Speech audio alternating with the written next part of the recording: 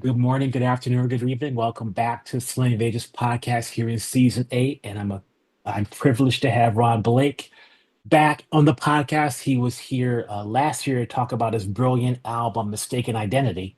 Actually, it was 2003, I believe. And now we're going to be talking about his latest album, Scratch Band. Ron, how are you? Doing really well, Preston. It's great to see you again. Thanks for having me on, and looking forward to the year ahead as the new project unfolds. And I'm really digging the T-shirt, by the way. Thanks for ripping.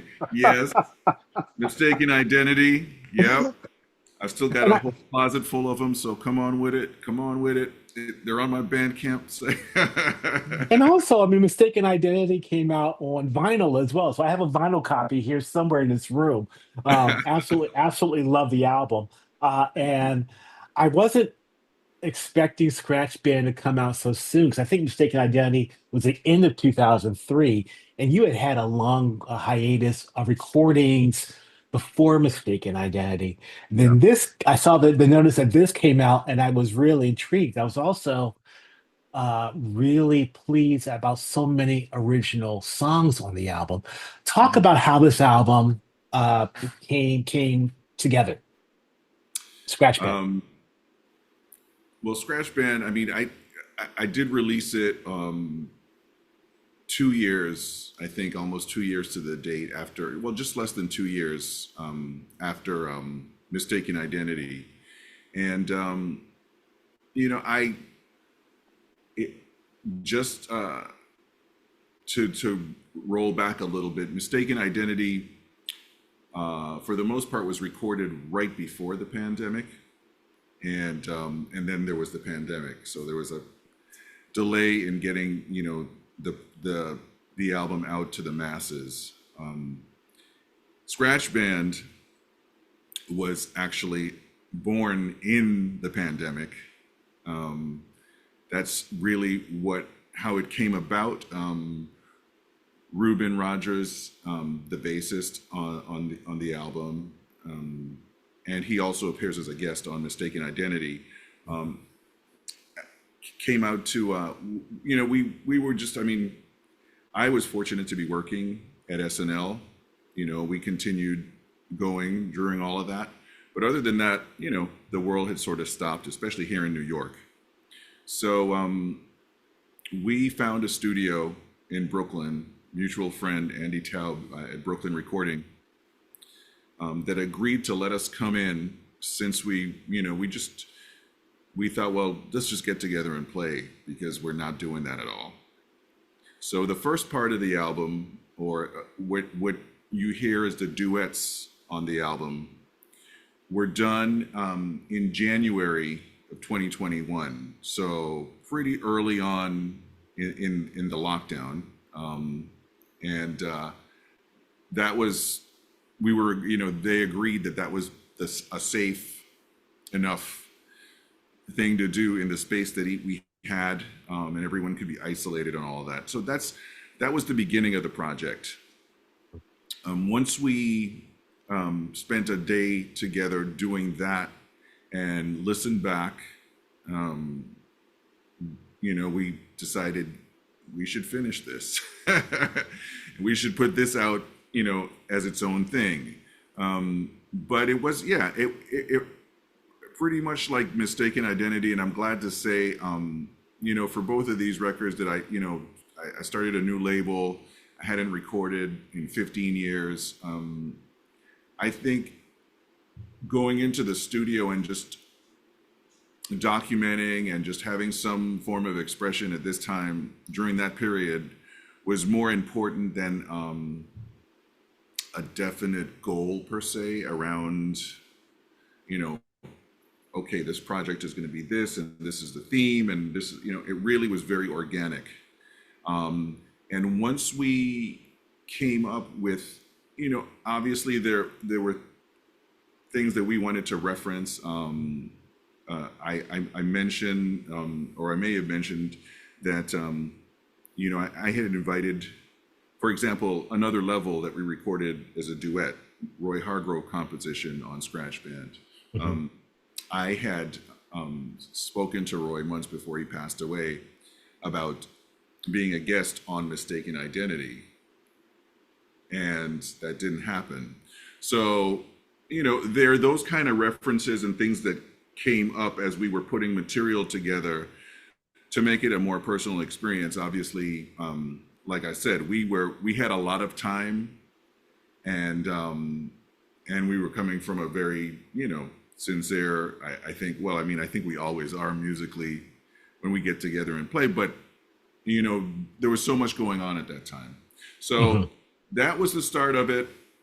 Once we had that portion of it together and we decided to go back and complete it and make it a full, recording for release, we wanted to incorporate some groove, some rhythm, and we thought about that briefly, and John Hadfield came to mind, someone that I had worked with and studied with a little bit, just because his choice of his experience, his background as a classical percussionist, and playing contemporary music, odd meter music, North African percussion, all of those things were a different sound, but I also knew that, we had already sort of decided that we were going to, have the groove part of the project be more a Caribbean thing, since Ruben and I are both from the Virgin Islands. So I think we kind of struck gold. Again, it was a coincidence because it wasn't like we were, finding people around, it wasn't like we were, oh, let's get on the phone call. People had left the city and it was a ghost town. And John happened to be in town for a minute. And we were, good friends, stayed in touch. And, I said, hey, can you do this? But this is what we're doing. He said, sure, let's get together. So again, we went into the studio, and that's where I drew from some of the more original material, a lot of which I had written years ago, and some of it had been recorded, but not in this setting, obviously. Right. So the session happened.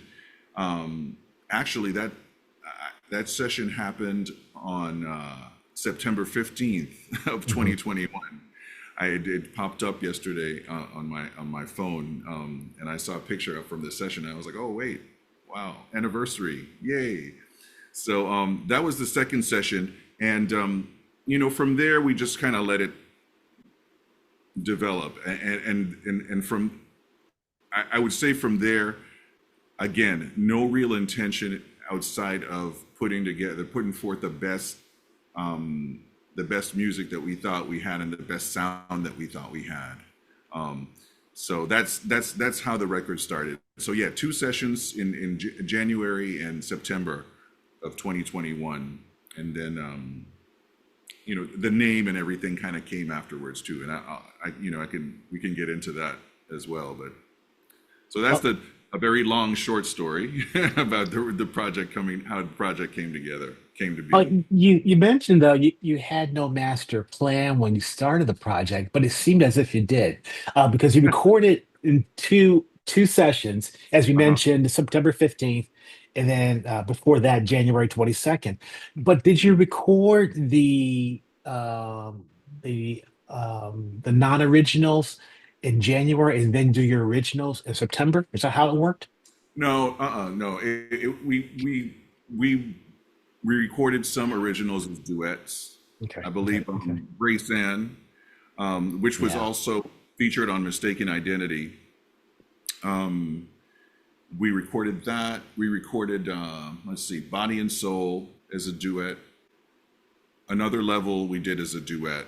Mhm. Again, at the time we had 2 or 3 compositions in mind of Roy's that we wanted to record, and we tried one of them, and we just settled on Another Level. And both Ruben and I had worked with Roy a little bit at the same time. Before it was he was there for I think about 6 months, right before the first big band recording happened. That the concert in Washington Square Park that they just celebrated. Mhm. Ruben was in the band at that point. So yeah, we just those three songs. I'm trying to think of what else we did as a duet on the record, and it escapes Lift me. every voice and sing. Was That was that that trio. was? Oh, that was a Yeah, trio. that was Okay. part of the trio session. Yeah, for sure. Okay. Okay. Yeah. So I don't even recall. There's Grace Ann, Another Level, Hmm. Body and Soul. What else was there? I don't even. Um, Bassman. Um, Song for Bassman. Maya. Song for Maya is the other duet. There Okay. you go. There you go. Thank you. We actually So, just released that video, a video performance of that just a few days ago. Because we went into the cutting room here in New York City, and we recorded three videos mhm. separately that we're posting on my YouTube channel, and they're not the recordings from the album at all. There's They're live recordings, right? live performances, yeah. And so, "Song for Maya" again. The duet thing there was Grace Ann is Maya's mom, so there was Maya is my firstborn. Ruben is family. So there these little stories, that were more or less the glue Hmm. for helping us select the material. But I don't think that we had an objective around like this record is going to sound like this when it's done or anything like that. So, It was. Ron, Mhm. correct me if I'm wrong. You said the Grace Ann was recorded before it was a mistaken identity. Yeah. Hmm. Um, and Appointment, Song for Maya, and April's Fool are also originals. When Yeah. did you write those? April's Fool, I'll start with that one. That's one of the older ones. April's Fool was something I wrote when I was living in Chicago back in Wow. the late 80s. And I was studying with a good friend of mine, the late Stephen Schmidt, really great trumpet player and composer that unfortunately succumbed to cancer a few years ago. And wrote that, played it around town with groups that I had and stuff like that. But the first time that it was actually recorded, and this again ties into the Roy Hargrove story, Roy put it on the end of the Tenors of Our Time recording on Verve. That was the first time that it was actually recorded. So that was his first recording for Verve. And it featured, so many greats. Joshua Redman was on there, contemporaries. Branford Marsalis, who I love and admire to this day. I think he's a brilliant musician. Great Stanley Turrentine, Joe Mhm. Henderson, and one of my mentors and dear friends, and also one of Maya's godparents, Johnny Griffin, the late Johnny Griffin, was on that recording. And it was one of those things where, as I think, looking back on it, as it was called The Tenors of Our Time, and it was his first recording on Verve. So I think the label might have been pushing more to feature him in, next to these giants in the music, Mhm. of the time. And so I was just there in the studio playing parts for the most part, on the session, and just, you know, I mean, I was I was, standing next to these guys. I think I got to play on a tune with Branford and on a James Williams tune on soprano saxophone. He featured me on, but I didn't play much on the album, and it was the end of the session. Session was over, and Roy said, "Let's do your tune, April's Fool." I said, "What?" I mean, he said, "No, we're just going to record it. We're just going to play the melody down, Mhm. boom," and that was it. So I'd recorded it since then. I think on Clarence Penn album on Okay. Crisscross with John Swana. I don't remember who was playing bass on those sessions. This is terrible. That was a while ago. But again, the reason that it's the last song on Scratch Band is because that was paying tribute to Roy, placing it as the last track on The Tenors of Our Time. So Mm. again, there's all these little coincidences that are not really coincidences that kind of make the storyline of making it a more personal project for us. Hmm. Yeah. The Appointment, whoa, I wrote that when I was working with Roy Hargrove, actually. But I wrote that for a band, 21st Century Band, Dion Parson and the 21st Century Band, that Caribbean Okay. jazz project that I co-founded with Dion over 25 years ago. And we recorded it on the first album, which was a co-led album, and then eventually that band just became Dion's band. Hmm.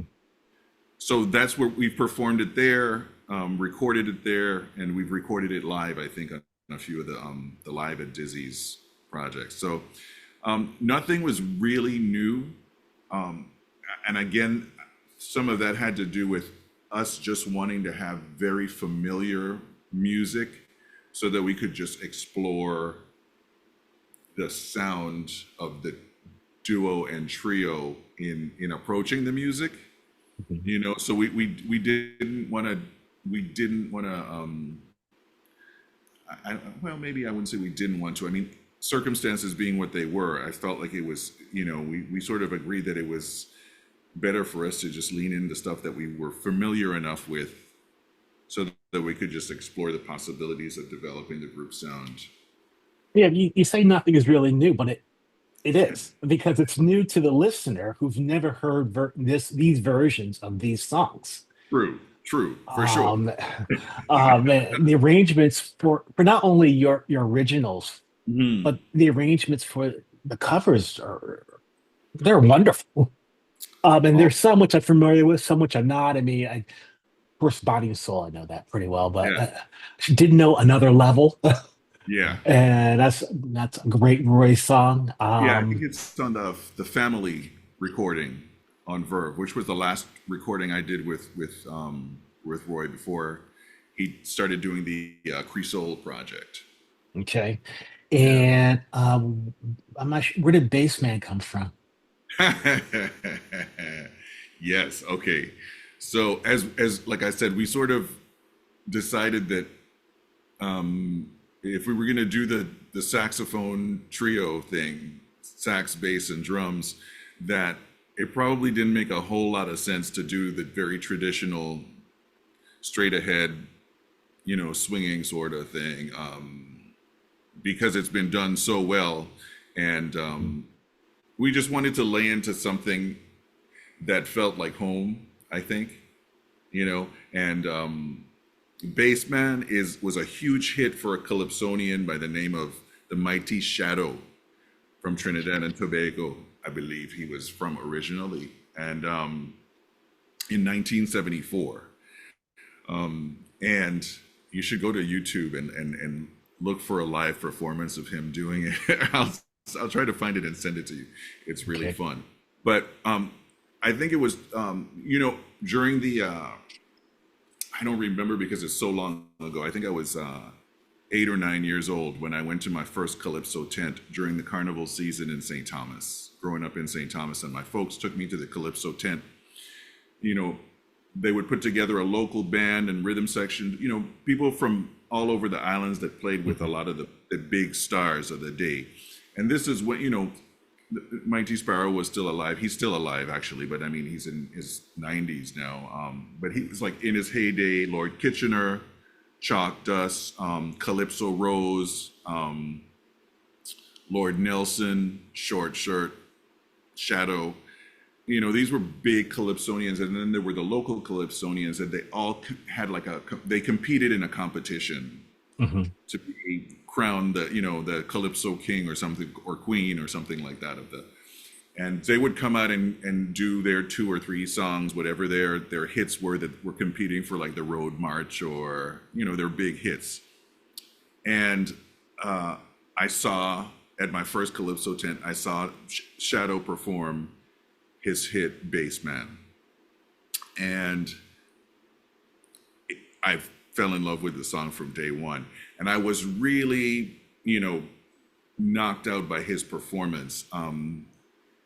Everyone at Carnival, it's a big celebration. It happens all throughout the islands and stuff, like different islands. And, but usually when the Calypsonians came out on stage to perform, it was always bright and colorful and, and the mighty Shadow comes out on stage and he's dressed in all black, wearing black sunglasses and a black floppy hat with a black cape, and he's got a skeleton painted in white on the front of his, all the way down the pants, everything. And he just gets up on stage and he stands in front of the microphone and he just bounces on his toes to the beat of the song, and he sings the whole song like that. And I was just mesmerized. Okay, I was like, what is this? So I've loved the song since I was a kid, and it was something that I wanted to record. I had actually tried to bring it to the 21st Century Band, and to try to do it on tenor, but we never really got around to it, and we had so much original material in that band that we just never really went further down that road at the time. So that's definitely one song that, as we were getting ready to do the trio session in September, that I said to Ruben, learn Bassman. I want to try to do Bassman and play the bass line, the bass part, which is the melody of the song, on baritone saxophone. Baritone, yeah. So that's where that comes from. It's a great way to start an album. I love how you book into this album with Bassman, then April's Fool at the end. I do want to talk. I know we're running out of time, but I do want to talk about 2 more songs, if it's okay with you. Yeah, of course. Lift Every Voice and Sing. Most people are familiar with that. What a wonderful, warm arrangement and sound you get there. Why did you decide to put that in the album? Well, in light of everything that is happening or continues to happen, I mean, I think we were on the heels of the George Floyd murder, and amongst all the protests and everything that continued to happen, and I mean, we don't have enough time to really go down that path of all the injustices that exist. But Ruben actually was the one that suggested we record the tune. He thought it would be fitting and a clear statement without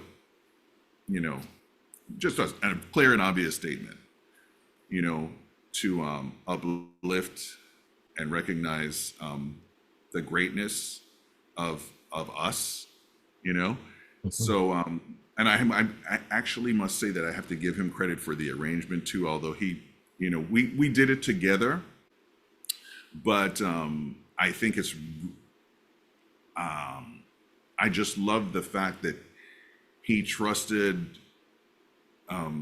Once we got into the process and we were trying to figure out how to make it all make sense, the fact that he just played the melody so clear and simple on the bass, I mean, it's like, I think there's almost like 3 minutes of just him playing, the entire melody on the lowest part of the instrument, and it really stuck with me, and it just evolved like that. I mean, we really didn't do a whole lot. Once we started the recording, messing around with it in the studio, it was like, okay, this is how we're going to try it, and we just did it. Again, it was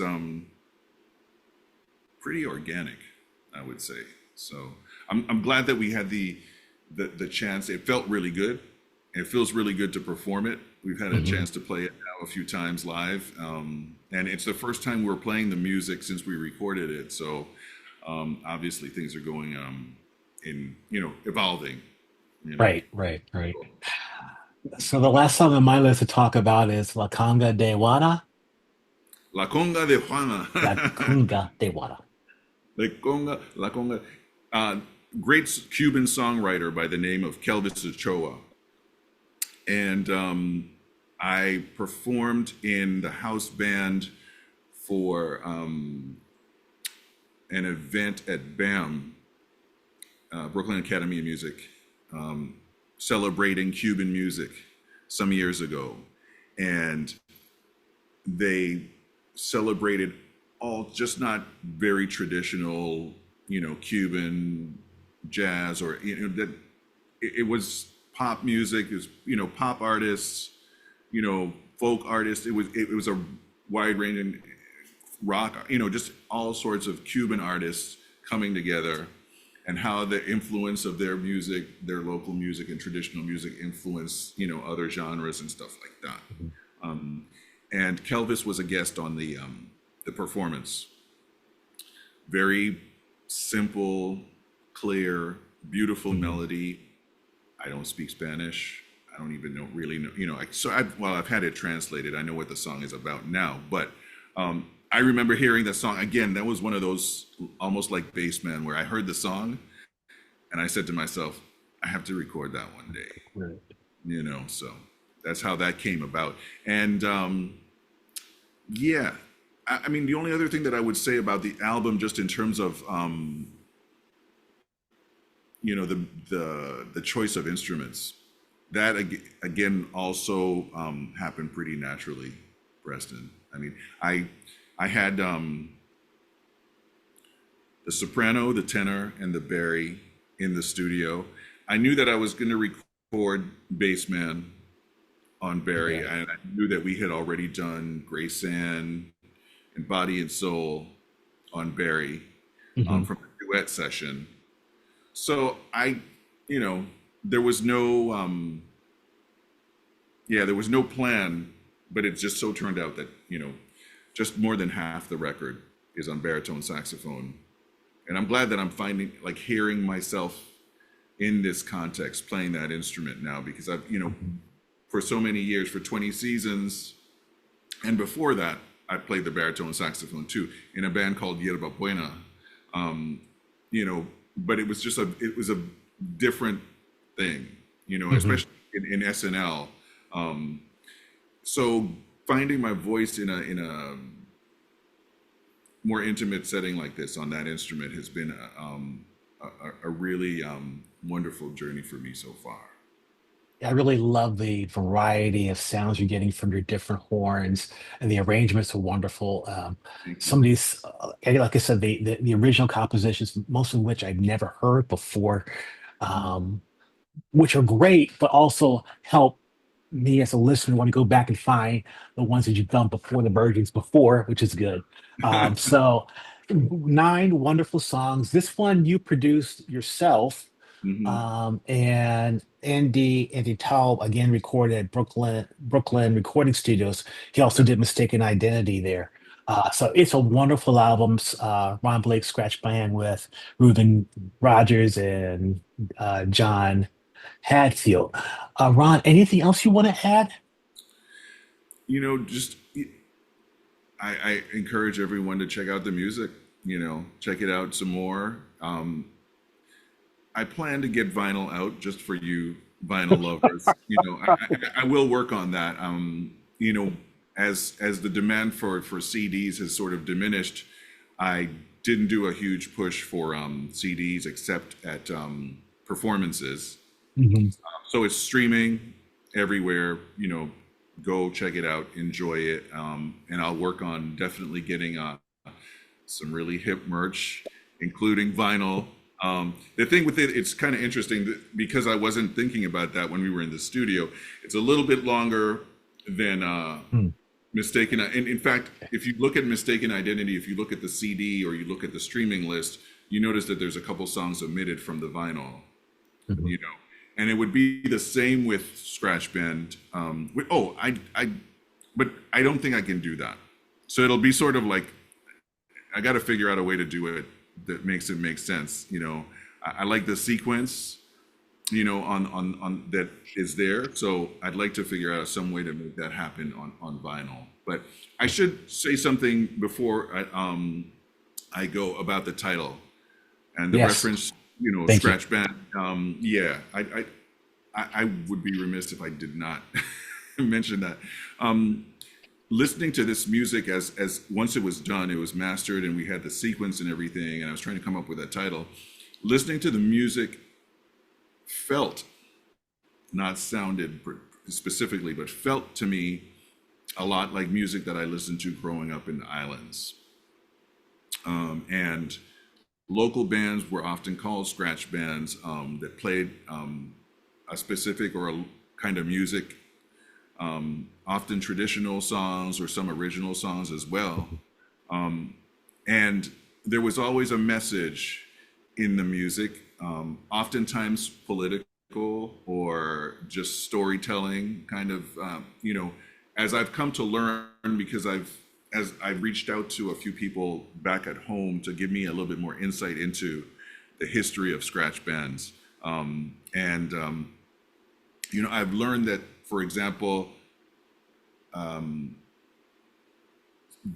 because in the early days of this music being created and that sound being created, the local blacks post-slavery in the islands did not have access to courts, legal systems, and stuff like that. So a lot of times they would use platforms like music Mhm. to talk about things that were going on in the community, talk about injustices that they felt were happening and stuff like that. They would make them into songs and play them. So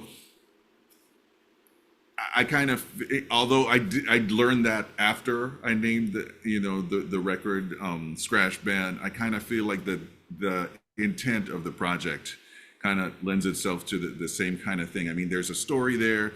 Obviously, there's a reference to paying homage to my good friend Roy Hargrove that I worked with who I worked with for over 4 years. The island thing, that's home, that Ruben and I share for sure. And as you mentioned, lift every voice and sing. Those are all things that I felt were clear examples of who I am as a person, and I felt like I really found a way to express that in this setting, in this small setting. So I'm really happy about that. So more about that though, because I think I've started. Now that I've started, I mean, there's a lot to learn about scratch bands. But yeah, so this is my scratch band. I'm sure that moving forward, I'm probably going to cover some material from home in this context.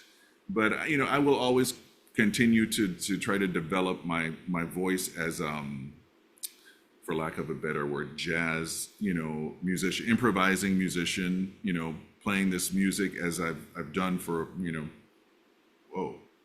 over 30 years now. Yay. you know. So that's a part of the this is just another part of the piece of the story as it unfolds. Yeah. Yeah, it's wonderful. So I love Mistaken Identity. I'm glad I have that on vinyl, obviously. If Scratch Band comes out on vinyl, of course I'll be in line to get that. But you can find your catalog on Bandcamp as well. Any plans? I know you're busy with a lot of projects and your Saturday Night Live gig. Any plans to do some limited shows? Or they will just be in the New York area? We just did, yeah, we did Dizzy's a few weeks ago, and then we did Jimmy's up in Portsmouth. We did a private event up in Massachusetts as well. And the plan is to get together at the end of the spring. Right now, I mean, if things come up, but everyone's pretty busy, which is a good thing. I'm glad Yeah. that everyone seems to be getting back to a flow in terms of workload and the amount of touring time. So hopefully by the end of the SNL season, well, probably before that, as I'll have a little bit of time once I'm done with my teaching schedule at Juilliard. So hopefully by May, that's the plan. I'm trying to work on some dates in May and June, probably in the States. I'd like to do, to present this music in the U.S. And well, wherever they'll have us actually. But it'd be nice to play, just to play this music around the States a little bit for some folks and to check out. I'd like to do that. Absolutely. All right, Ron. Well, I certainly appreciate your time. Another beautiful album. So I'm urging people to go out and get Scratch Band, find that on Bandcamp, and I will talk to you soon. Thanks, Ron. Thank you so much. Take good care now.